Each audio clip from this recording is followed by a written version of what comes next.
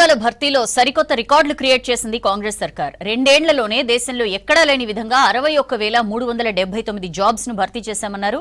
త్వరలోనే 40,000 ఉద్యోగాలకు నోటిఫికేషన్లు ఇస్తామన్నారు. మరోవైపు హిల్ట్ పాలసీ లీకులపై సర్కార్ సీరియస్ అయింది.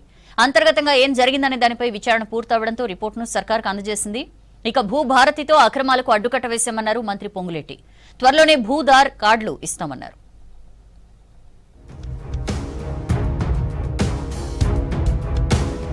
హిల్ట్ పాలసీ లీకులపై ప్రభుత్వం సీరియస్ గా ఉంది. దీనిపై ఇప్పటికే విజిలెన్స్ విచారణకు ఆదేశించింది సర్కార్.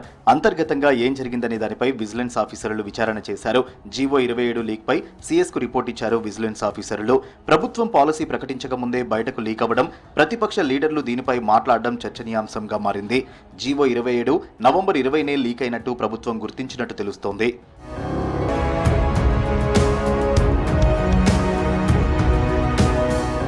ఉద్యోగాల భర్తీలో 2 ఏళ్లలో కొత్త రికార్డు క్రియేట్ చేసింది తెలంగాణ సర్కార్. దేశంలో ఏ రాష్ట్రంలో లేని విధంగా భారీ సంఖ్యలో ఉద్యోగ నియామకాలు చేపట్టింది. 61,379 ప్రభుత్వ ఉద్యోగాలను భర్తీ చేసింది. మరో 8,632 పోస్టుల నియామకాలు ఫైనల్ స్టేజ్లో ఉన్నాయి. వీటితో కలిపి మొత్తం ఉద్యోగాల సంఖ్య 70,011కు చేరింది. త్వరలోనే 1,00,000 ఉద్యోగాల మైలురాయిని అందుకునేందుకు కొత్త నోటిఫికేషన్లు విడుదల చేయనుంది.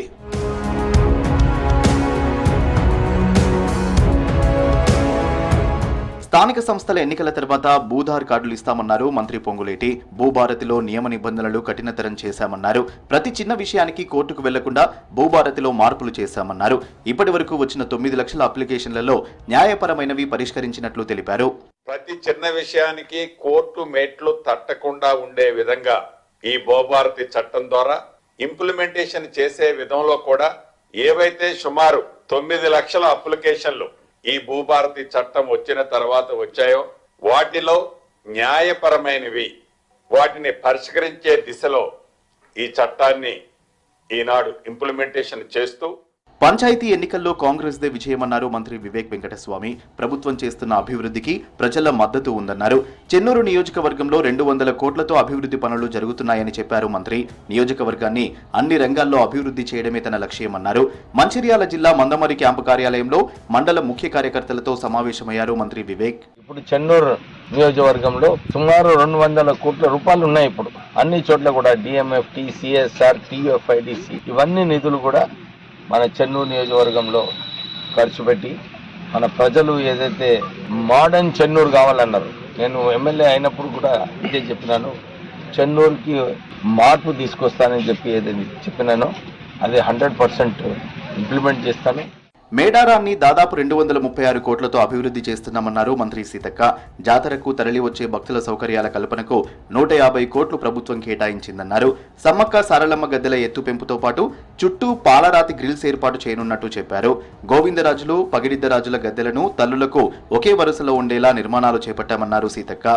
మనకు జనవరి 28 నుంచి ఉంటుంది జాతర, కానీ మేము డిసెంబర్ లాస్ట్ ఎండింగ్ వరకైనా ఇచ్చేయాలని డిసైడ్ అయిపోయి నిన్నటి నుంచి క్రేన్స్ కూడా వచ్చినాయి.